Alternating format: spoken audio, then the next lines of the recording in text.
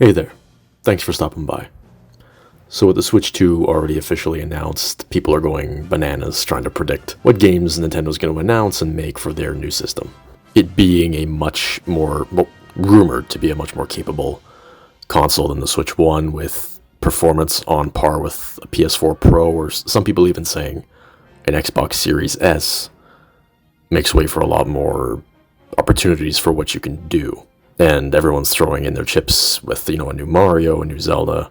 There's one franchise that I'd like to see that doesn't usually get a lot of love, and that's StarFox.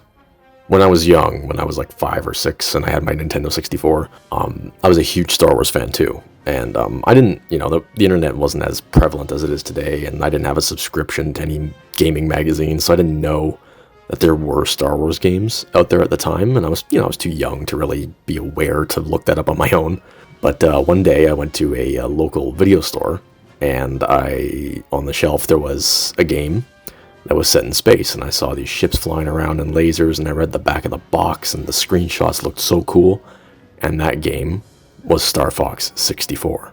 I must have driven my parents insane the amount of times they had to go back and rent StarFox 64 again and again until they just eventually bought it for me one year. I knew that game inside out. I knew all the shortcuts, all the hidden passageways, all the ways you could beat the game in the fastest way possible. I loved StarFox 64. I still do. I play it every couple of months. It's just an easy game for me to pop in and beat in a few hours. But 64 seems to have been the peak of the series. Since then, the franchise has kind of gone up and down in terms of quality and success. I mean, in the GameCube era, you had Adventures and Assault. Adventures I remember liking at the time, but I tried it again a few months ago, and it doesn't quite hold up as well. Assault, I think, needs a little bit more love. It's nothing spectacular. It's not as nearly as good as 64. It was a decent enough installment. And since then, we've just kind of gotten a whole lot of nothing. I mean, on the DS, there was Command, which I didn't really care for.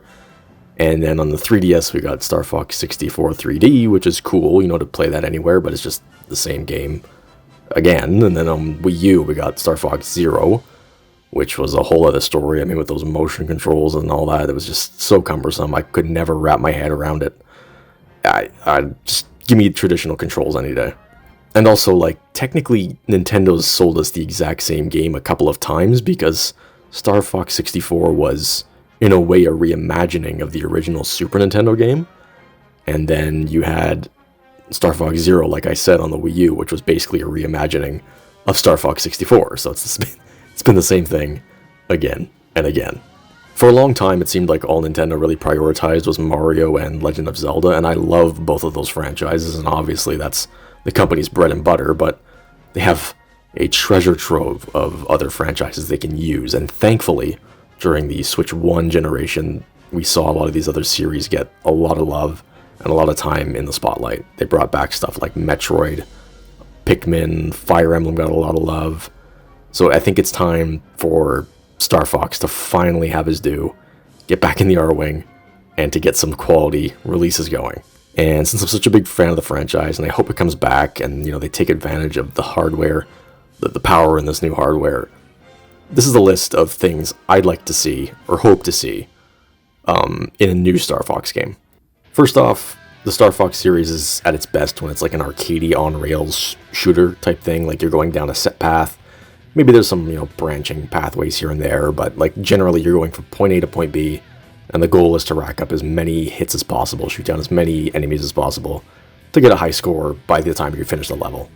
And that's great. There's nothing wrong with that. And being an old school Star Fox fan, I wouldn't mind if that's all they did in this new one. But coming out in the modern day, I think people are going to be expecting a little bit more from it. New fans might not be as impressed, maybe by the simplicity of how the old Star Fox games used to be. So I think Nintendo should incorporate some of that creativity that they've been bringing to a lot of their other series. So Breath of the Wild and Mario Odyssey. It feels familiar, but it's also fresh. It's like a new idea, a new approach. So keep those arcadey on-rails levels as the main missions, and the all-range mode, obviously, where it's a bit more open and you can, fight throughout an entire environment. But I think they should also include open galaxy hubs. similar to, like, I guess Starfield or No Man's Sky, even even Lego Star Wars, the Skywalker saga had stuff like that. Like, you could even do literally just as simple as that last example. Just have a general hub where you could see all the planets available to you, and by flying around in your R-Wing, you can, like, navigate asteroid belts and, like, fly around planets and, like, see, maybe find hidden planets or, like, hidden solar systems that are all around, which have their own set of objectives and different things you can find. Because even, like, the old games, like the one on the Super Nintendo and StarFox 64, they did have some freedom in terms of, like, which path you could take, like the easy planet, the medium planet, the hard planet. So you could take that gameplay philosophy and just, like, expand on it even more. Like, not just, like, choosing a path to go down. Like, you can literally explore the entire environment and pick in any order you choose how you want to play the game. And you could even, like, have random events happen. Like, you're exploring the depths of space and, like, you see maybe a lost ship, and you have to, like, help escort them to a planet nearby that you've already found, or one that you haven't found yet, and that encourages you to, you know, see what else is out there. Or, you know, Andross's forces are flying around, and there's always that sense of danger, like, hey, anything can happen. And obviously they don't have to do this next thing, but, like, let's say because of this freedom, let's say you go to Corneria instead of Venom first. Like, obviously, like, you would, because Venom's usually the last world, but, like, let's say you go to a certain planet in front of, like, another one. It changes the story. It changes the narrative around. Like, even in 64, depending on, like, what planet you went to, which characters you met, maybe they'd show up and help you in another level, or maybe they wouldn't. You could change the entire branching narrative of the game. Maybe, like, you miss an entire sequence. Maybe a whole level doesn't even open up. Like, obviously, I'm just spitballing, and the guys in Nintendo are much smarter than I am at making games, but I think that could be a cool thing, and it could add some replayability to the main campaign. Now, if you open up space like that and you give players that much more freedom to engage with the game however they want, obviously they're going to want to play it however they want, so that's where I also would suggest adding in customizable and upgradable ships, so both cosmetically and, like, some RPG mechanics. Lots of these space-based games, like I mentioned Starfield before and No Man's Sky, they let players do that. So if you include, like, an open-ended gameplay style, then players are going to expect to see the same kind of thing. And you don't do it like a Starlink, like where you have to buy individual pieces of toys and then, you know, clutter up your gaming desk, like, with a whole bunch of stuff all over the place. No, just have it, like, be in the game. Maybe by shooting down certain ships, or you take on bounty hunter missions, and you get rewards to, like, upgrade your R-Wing, upgrade your Landmaster with a different paint job and different weapons, stuff like that. And by taking on these challenges and fighting harder enemies and completing levels maybe in a certain amount of time, it increases your stats and your points by the end of the mission, so it really encourages you to play well so that they can, you know, upgrade their ship. And maybe you can walk around in the Great Fox, the main big ship that the team flies around in, like, have, like, a hub area inside where you can, like, actively walk around and see the R-Wings all dock next to each other. Maybe there's, like, that, you know, main waiting area where, like, all the team can chat. You can chat with Falco, you can talk to Peppy and Slippy before you go on the mission. You get see how they're feeling. And you could type that back in with how the storyline can change. So, like, depending on, maybe you help Falco more than Slippy, Slippy starts to hate you and, you know, gives you the cold shoulder, and Falco, you know, always has your back. There's so much you can do. I'm like, my mind's starting to really open up here the more I talk about it. And as any Star Fox fan would know, there's all kinds of different planets with different kinds of geography and layouts. So you have planets that are more like air-based combat, then you have some that are on the ground, you have some underwater levels. So I'd say definitely bring back all of the different vehicles. So the Landmaster, the tank, maybe create new vehicles, like create a motorbike, create a hovercraft, I don't know, create a hang glider. like, you know, maybe you get your R-Wing shot down and you fall out, but it's like an emergency glider, and you could land on the ground safely. And speaking of landing on the ground safely and being able to navigate, and like I said before, the idea of being able to move around freely inside the Great Fox, I'd say take a note from Star Fox Assault and bring back on-foot missions, on-foot gameplay. For the time, it was cool. It's a cool concept. Going back to the game, it can be a little bit clunky, but I do like the idea of being able to leave the vehicle and explore on foot. You open up so many more gameplay avenues.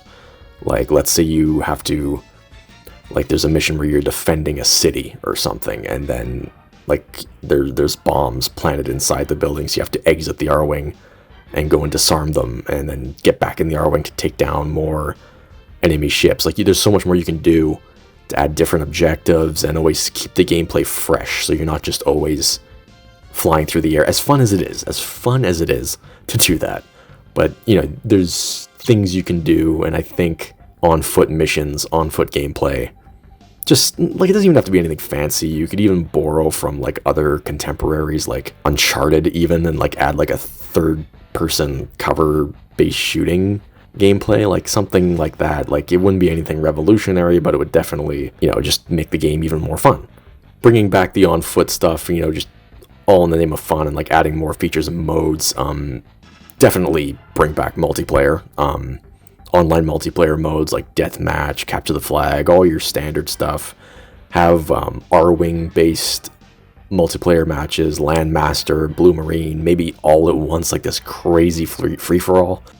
And as great as that would be, and you know, like, online multiplayer is such a big thing nowadays, and I think they're really gonna have a lot of options for that on the Switch too. I mean, we already saw Mario Kart. That's gonna be a big one. So I think StarFox, with like a, you know, robust set of multiplayer options, could have like its own set of fans on the Switch 2 if they release a StarFox game early enough in the Switch 2 lifecycle. It could carve out its own little community, and it could be an alternative, like more of an action-based multiplayer game, something which Nintendo, they have Splatoon, I mean, for shooters, but I think StarFox, you could do a lot with that to capture that kind of an audience. And please, also include couch co-op for all the old guys like me. And, you know, just when you have your friends over, split screen, it's always fun. As far as technology goes, as much time goes on, there's nothing like being on the couch with a bunch of your friends and just, you know, going at it and screaming at each other when someone pulls a cheap shot or something. So definitely include some kind of couch co-op mode in a next StarFox game. And for one final point, I don't really have much to, like, say or elaborate on for this one, but I think it'd be a cool idea to have a new villain. Andros is a go-to. Obviously, Nintendo has a track record of reusing villains, and for good reason. I mean, a lot of them are iconic and they work. You have Ganon in Legend of Zelda, you have Bowser in Mario, and Andros for Star Fox. But now and then it's good to include something new. And if this is like a fresh kind of restart for Switch 2, and you're doing all these crazy new things with modes and gameplay and complete revamp, like, maybe take advantage of that and throw in a new villain while you're at it. It doesn't have to be anything fancy. It could be just like another general kind of bad guy who's trying to take over the galaxy and you have to stop him. But yeah, I think it'd be a good idea to toss that into the mix as well. And those are just some general thoughts, me brainstorming, just stuff that was swimming around in my head.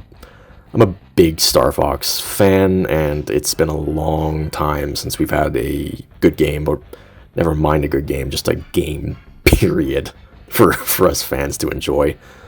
So hopefully Nintendo keeps up this momentum with reviving its old franchises, giving them a second shot. There were rumors of Star Fox Assault being ported to Switch 1 at some point. So if that's what it takes to, you know, get interest back in the franchise, I'll buy my copy to show Nintendo that, hey, I'm there day one for a new game. Because I think there's so much untapped possibility with Star Fox and what you can do with it. Especially if, you know, with Switch 2 on the way, much stronger hardware, it just opens so many more doors. And you could have a big, crazy, galaxy-spanning, rip-roaring, rootin'-tootin' adventure, you know? So, that's about it. I'm just rambling at this point. But yeah, big Star Fox fan, hoping they do something. How about you, though? Are you a Star Fox fan? Is a new Star Fox game something you'd even be interested in? Yes or no? If they do make one, what would you like to see them do? Let me know in the comments down below. Remember to subscribe, like this video, share with your friends, and until next time, I'll see you later.